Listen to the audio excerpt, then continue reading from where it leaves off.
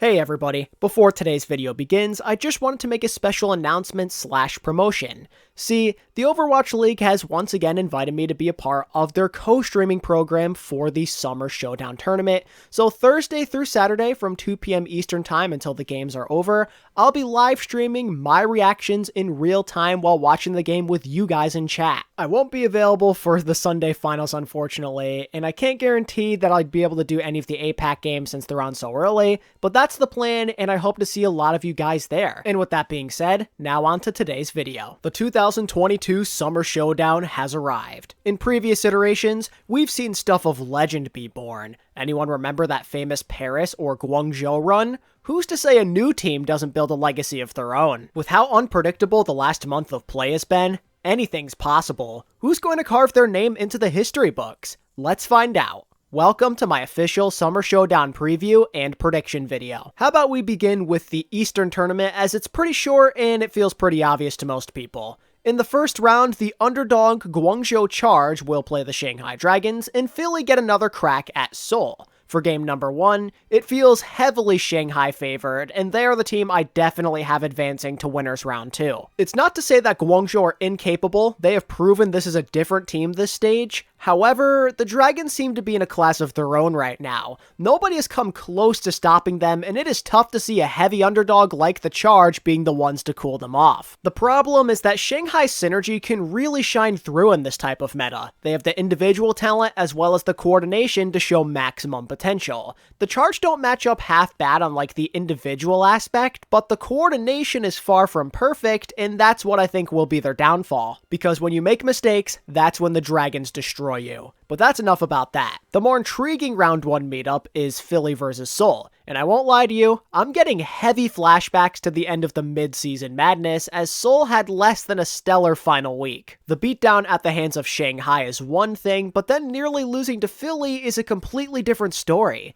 The Fusion once again find themselves heating up at the perfect moment, and I'm willing to bet that they are starving for revenge. The Dynasty could be in a lot of trouble here. This is a major trap game. People are starting to figure them out, so I'm gonna be a little spicy and say that the Philly Fusion advanced past the Seoul Dynasty in a 3-2 upset. In just 1 week of reincorporating MN3 into their lineup again, the results were so much better. Heck, even Zest is looking crazy again. He's playing with confidence too.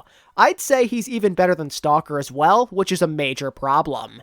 This is the time when the Fusion love to wake up. And Seoul are just in a really weird place to me. People are starting to pick up on Prophet's aggression, and they're focusing him. I have a really bad feeling about this, I just can't shake it for some reason. I want to say the Dynasty pull this off because they are the better team, but Philly are coming in hot, and that's going to be a problem. From there, my bracket has Seoul versus Guangzhou in losers, and Shanghai versus Philly in winners. Now, to be completely honest with you, I think the Dragons are going to clear Philly yet again, even with MN3 back. The only team that I could possibly imagine taking down the Dragons as of right now is a Seoul team in absolute peak form. They're not invincible, trust me there, but man does this feel like their time. The Dragons lost 1 map in 6 games, and with there being no random NA opponents to screw up their preparation, the Dragons are in prime position to beat a disgruntled Philly team like this that barely made it here to begin with. My prediction is yet again a 3-1 in favor of the Dragons. Zest and MN3 will have to go absolutely crazy if the Fusion want a chance, and even then, it may not be enough. As for Guangzhou versus Seoul, I'd say most people favor the Dynasty. The Charge are generally someone you have to take seriously currently, but this is someone that the Dynasty can definitely defeat. It was only a week and a half ago that Seoul beat them with relative ease. In that match, they constantly controlled the tempo, and the outcome was practically never in doubt. If anything, the series became more one-sided as time went on. Guangzhou like to play on their terms, and when you throw them out of rhythm, they fall apart. Seoul are one of those teams that possess the secret to making them get out of that rhythm, so I think they got this. But would they have it in a hypothetical losers final bracket salty runback against the Fusion? In my opinion, the answer is actually yes. I know it may sound weird seeing as I have them losing to the Fusion in round 1, but something tells me it's finally going to click. They went through this panic just one stage prior during the midseason madness, and I don't think they'll make the same mistake again. They're probably ready this time, seeing as this roster has so much experience under their belts to let it slip away. This is purely a gut feeling, but I think Seoul are going to conquer their fears and win in 4 maps. It's going to be close, and I suspect that Seoul might look rusty at the start, but I just know that they have it in them to wake up right at the perfect time. But will this final push be enough to overcome the might of the Shanghai Dragons? No. I told you earlier in the video that nobody's going to stop Shanghai other than a peak form Seoul team, and I stand by this. Even if Seoul make it here, the journey they take is more than enough to suggest they aren't at the top of their game. But you know who is in peak form? The Shanghai Dragons. This feels exactly like the dominant team of old, where everything is clicking and they win these fights that you know they shouldn't. They know exactly how to expose Seoul's weaknesses. If not, it truly comes down to who makes less mistakes in an even match, and when the Dragons are in peak form, it's going to be their opponent who budges first. And maybe just in a general aspect, I prefer the Shanghai Dragons DPS. I really love Fitz and how he's played, but Stalker's value with Dragon Blade has been a little inconsistent as of late, and the timing feels off to me. And if you're playing against Lip and a Genji extraordinaire like Who Are You, that level of play is just not gonna cut it. The Dragons finally regained their lost form in a 5-map breeze. It's nothing against Seoul, it's just not their time. I feel like it's Shanghai's time to shine. They've been outside the spotlight for a long time, and they are hungry to get back on the radar. But yeah, that's how I see the Eastern bracket going. Obviously, the Dragons are going to be the heavy favorites. This is the same type of feeling from previous years where they practically look invincible. That supreme confidence is definitely back, and if they don't end up locking this up, I'd be pretty surprised. Now let's get into what is arguably more exciting, the LAN tournament over in the West. We've got a bunch more games to cover over here. In the first round, most outcomes feel pretty set in stone, with the exception of Toronto versus London. More on that in a bit. Let's quickly get the easy ones out of the way first. Washington versus Dallas has some upset potential, but the Justice are far too unpredictable. That kind of inconsistency does you no good against a Dallas team that has truly gotten better as the weeks have gone by. They're starting to hit a groove, ladies and gentlemen.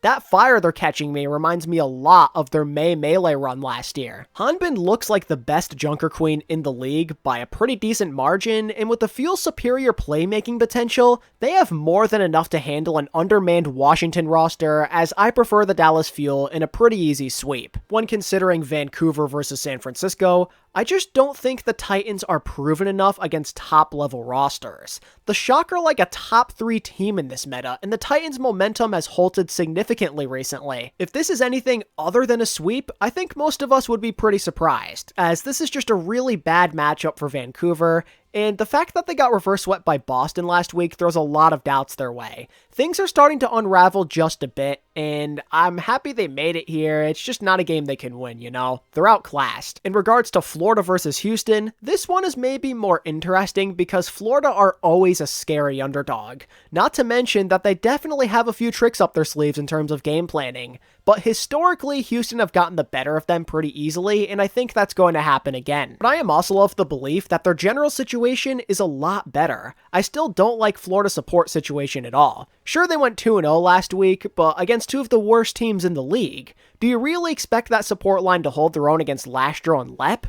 I mean, Lastro in particular has been lights out on the Brigitte, and I'd say that Lep's general Lucio experience should put him ahead of Sir Majed. Although speaking of Majed, he's currently having visa issues, so if he plays from home, that could make it even worse, or maybe they'll play Animo and that could disrupt their flow. Florida are very fortunate to have made it here in my opinion, and the final result will end up showing that as Houston are in the better place. Okay, let's talk about this London versus Toronto matchup because it's kind of a doozy. Toronto are the home team, but London literally just beat them convincingly 1 week prior, and supposedly they have been really good in scrims, and it just makes this game really hard to judge. Although Toronto, I think no matter what, end up playing better this time as they have more preparation and the home crowd by their side. But you know, I'm still going to roll with London in a 3-2. It's no hate to Toronto, I just think that London might be the better team in this current situation. Not only is it good for like that brawl-like mentality that London already have, but they aren't facing any of the pressure that the Defiant are. It's Toronto that needs to deliver here. They're the ones in front of their home crowd. And we all know how much Hottie and the boys love being the villains, especially in this type of LAN environment. This is where they thrive. But that's not all. They generally just play with more confidence against those teams they've already beaten. It happens a lot. I'd like to imagine this trend continues. It really comes down to the Defiant though. If they stay calm and collected and maybe get Hisu and Although going early in the series, they should be able to win. But that's a big what if that for some reason I don't see them delivering on. Something tells me they're getting knocked out early and a lot of people are going to be disappointed. I just can't shake the feeling. When it comes to day 2, I'd say most of my outcomes are fairly reasonable. The winners round feels very straightforward. Like I said before, Dallas are currently on a roll, and London have been inconsistent just like the Justice, so they really can't fare any better. It's the same exact thing. The Fuel hold all the cards with their hive mind and their superior Junker Queen and Genji play, and I think the final result's going to reflect upon this pretty easily. With a potential San Francisco versus Houston matchup, it's a similar mentality. The Shock might have faltered last week against the Fuel, but they're still a giant that is near impossible to stop. Also, Houston have a tendency to fall short against the Shock. It's nothing personal, it's just the cold hard truth, you know? Houston this entire year have been outclassed by San Francisco in their matchups. The Outlaws have a lot of the individual assets to match up well, it's just more of a fundamental issue. The Shock are less prone to make those major game-changing mistakes. The Outlaws have yet to show they are worthy of beating a team of the Shock stature, and I'll continue to think that way until proven otherwise. On the lower bracket, I believe that both Canadian teams put on a good show, with Toronto managing to not leave their home crowd empty-handed. The big reason why I see the Defiant outclassing Washington is the support line. Chirong and Twilight is just more game-changing. It's the same old story with Washington. They continuously have to depend on their DPS to go anywhere at all, and if the rest of the team can't keep up, it's usually not good for them. If the Defiant keep Decay and Assassin contained, they're going to succeed. The Justice are vulnerable, and their strategy is pretty easy to expose if you're under the right coaching. The Defiant have looked very good against those opponents who aren't always sure of themselves, and that trend should continue if they end up crossing paths with the Justice. As for the Mayhem and Titans, this one is more of a YOLO pred. Florida are going to be favored for sure, especially after their performances in recent weeks, but something tells me the Titans might go out in one final blaze of glory. They've played a lot of teams close to this stage, and they're overdue for another intense matchup. The Titans are playing pressure-free Overwatch, so they're going to go all out, and they might actually have the advantage at support depending on this Majed situation. But in the end, the Mayhem are simply the better team. They've been more trustworthy this year, and they're the ones that love to make noise in lower bracket runs, so why not let it fly? Perhaps they'll have better follow-up with their Junker Queen, or maybe Hydron and/or Checkmate will be the main difference maker. Something tells me the Mayhem are not going to waste this opportunity, but at the same time, that Vancouver choke against Boston really rubs me the wrong way. I just can't explain it. The Titans had a good run, but I feel like they need a bit more time to be a serious threat. This is where it's going to end. Looking towards winners finals, I have a result that may surprise some of you.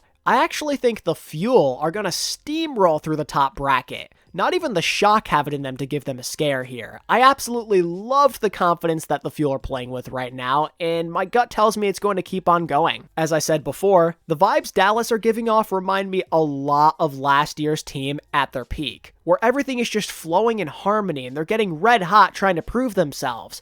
Hanbin has demonstrated he is a menace that will not be slowed down on the Junker Queen. And since Sparkle and Edison proved they can keep up with the Shock's DPS, San Fran could be in a rough spot. It's not to say they have no chance, because they definitely do, but I'm fully investing in the Dallas hype train right now. They finally look comfortable again, and it's all thanks to this being the ideal meta for people like Hanbin and Sparkle. When the Fuel's most valuable assets are in their element, they're going to play at a level that is very hard to match. We've seen the Fuel go down this road in the past, and the last time they did, they were competing in tournament finals. Why not return to the glory days? They've been denied all season long. Now is their time to show the world that they are a true contender. But who will meet them at the top of the mountain? Let's breeze through the rest of losers. For starters, I think the Outlaws are set to make it through Toronto. The Defiant are a decent team, but I feel it's unwise to trust them in the clutch or to just go far in general here, as Houston have a stronger lineup of players in this particular meta. For me, it really comes down to Pelican. He's just so trustworthy in these big moments where you need somebody to show up. He's a guy you can always count on. But although, I mean, he hasn't really proven himself in that light yet. He hasn't really had a lot of opportunities in tournament scenarios. And as I've been saying, I'm a huge fan of the way Lastro's looked recently, and I think that'll translate into the death count compared to Twilight. And after that loss to London last week, my confidence in Toronto has maybe wavered a bit. The Outlaws just have more of those hardened veterans and stars to get them through this. As for who they will be facing, I firmly believe that it will be the London Spitfire. The London versus Florida rivalry is always a good one that can go either way, but London are overdue for a win against them. Third time's the charm, they've lost 2 in a row. And to be completely honest, like I was saying before, Florida are just maybe a bit lucky to be here to begin with. They capitalized on an easy final week, while the Spitfire have fought tooth and nail to make it here. And maybe I'm a fool for investing in it so much, but London haven't played as well as their scrims suggest. Maybe they just need that extra motivation factor, and it's hard to do much better than a land setting with an opportunity for revenge. The resolve in this scenario could end up being unmatched, and perhaps they'll also take advantage of Florida's disgruntled support situation to net a close victory. But that, my friends, is where London's luck will end up ending, as I don't think they're getting by the Outlaws. I just don't see it. I know they beat them the last time they played, but the Outlaws literally did not lose a game since that match and have looked a lot better. The Outlaws have been denied in these tournaments time and time again, usually thanks to the LA Gladiators. That's been their bugaboo, so to speak. But now that they're not around, I suspect that fear factor won't be so prevalent and they're not going to be held back so much. The Outlaws just needed to clear the miscues out of their heads when it came to that London loss, which they've done an excellent job of these last couple of weeks.